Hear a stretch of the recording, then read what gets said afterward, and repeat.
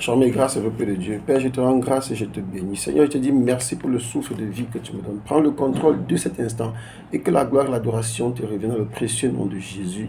Amen. Bien-aimé, aujourd'hui je viens relayer la parole que le Seigneur a donnée à l'un de ses prophètes, demandant à ceux qui ont des enfants dans l'armée, aux mamans justement qui ont des enfants dans l'armée, de prier pour les enfants, aux mamans francophones qui ont des enfants dans l'armée, de prier pour leurs enfants. Pourquoi le Seigneur demande cela? Parce que justement, nous savons que notre pays passe par une situation très très très compliquée actuellement. Il ne faut pas voir parce que les gens sont en train de faire la campagne, les gens font la publicité, il y aura les élections. Non, ceux même qui organisent les élections ont déjà choisi celui qui sera le président. Donc tout ce que les autres font, ce n'est que pour orner, ce n'est que pour montrer aux yeux de la communauté que les choses se déroulent très bien chez nous, alors qu'en réalité, le peuple est livré pour être mangé encore dans les prochaines années. Mais cependant, parce que Dieu vient développer notre nation, Dieu ne vient pas développer une nation sur les braises. Dieu veut enlever ce qui est mauvais, Dieu veut enlever l'ivraie pour pouvoir développer le pays avec ce qui est bien. On a vu lorsque le Seigneur allait dans le livre de Juges, lorsque le peuple d'Israël criait à l'Éternel, Dieu est venu. La première chose qu'il fallait faire, Dieu, qu'est-ce qu'il a fait? Il a demandé à Gédéon de renverser l'autel de Baal qui était dans la maison de son père. En plus, il allait combattre les adversaires, les ennemis d'Israël. Donc c'est le même processus, bien aimé. Aujourd'hui, les dirigeants ont montré leur capacité à endormir le peuple en invitant des marabouts, des charlatans, en invitant des gangas dans le palais présidentiel pour faire des pratiques occultes qu'ils ont l'habitude de faire en cachette. Mais pour montrer leur suprématie, ils ont décidé de faire que cela soit filmé et montré dans les télévisions et les réseaux sociaux.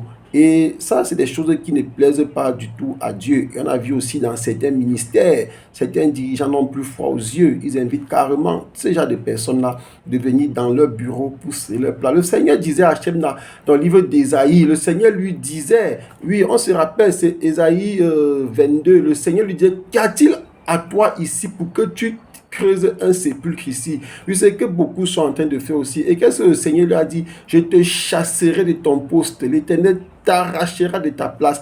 Et comme ces gens-là ont signé avec Satan, pour que ce n'est que la mort, pas la mort, qu'ils partent de là en versant le sang, qu'est-ce qui va se passer? Donc, ils ne peuvent pas partir de là comme ça tant que le sang n'a pas été versé. Parce que c'est un contrat et ils doivent respecter ce contrat, même si ça doit entraîner leur mort. D'ailleurs, ils savent qu'ils doivent mourir. Et le Seigneur demande aux mamans francophones, priez pour vos enfants. Parce qu'on va les envoyer en pâture. Ils vont aller tuer leurs frères parce qu'ils ont signé honneur et fidélité dans une armée dans laquelle pour entrer, même, ils ont d'abord payé beaucoup d'argent. Ils ont déversé des sommes énormes, ce qu'il ne fallait pas. Mais comme vous êtes là, chez maman francophone, ce prophète, lorsqu'il a parlé, le Seigneur m'a mis à cœur tout de suite de relayer cela par ce message que je vous envoie. Priez pour vos enfants qui sont dans l'armée. Parce que lorsqu'ils seront tués, ces gens-là, ce groupuscule qui nous gouverne et qui sont des occultistes, des francs-maçons, des fils du diable, les enfants prendront des jets privés pour aller se balader à l'étranger. Et même certains de les enfants qui sont dans l'armée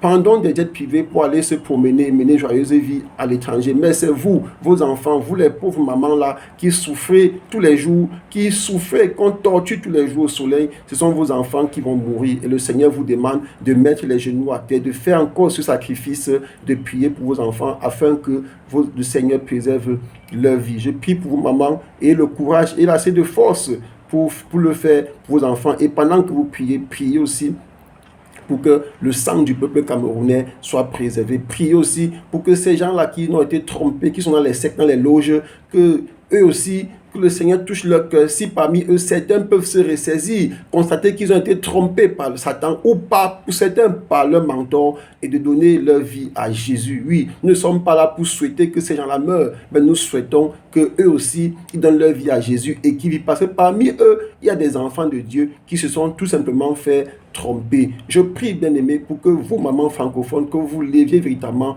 pour que non seulement vos enfants ne meurent pas sur le champ de bataille et qu'aussi ces dirigeants-là, certains qui ont signé à temps que c'est jusqu'à la mort, que le Seigneur ouvre les yeux, comme ça c'est ce qui s'est passé à Éphèse, pour qu'ils comprennent qu'ils étaient trompés et qu'ils donnent leur vie à Jésus, qu'ils n'aillent pas forcément chercher à détruire les hommes de Dieu qui disent la vérité comme ils font, qu'ils n'aillent pas forcément chercher à détruire ceux qui ne veulent pas marcher selon leur volonté, mais qui prennent conscience que leur cœur de pierre soit remplacé par des cœurs de chair, afin qu'ils reviennent à la réalité, qu'ils comprennent que dans cette vie, le pouvoir n'est pas tout. Oui, le plus important, c'est la vie éternelle. Et cette vie éternelle-là est en Jésus. Que tous ces militaires, soldats, gendarmes et qui m'écoutent aujourd'hui, donnez vos vies à Jésus, afin que le Seigneur Jésus vous garantisse la vie éternelle. Soyez bénis. Amen.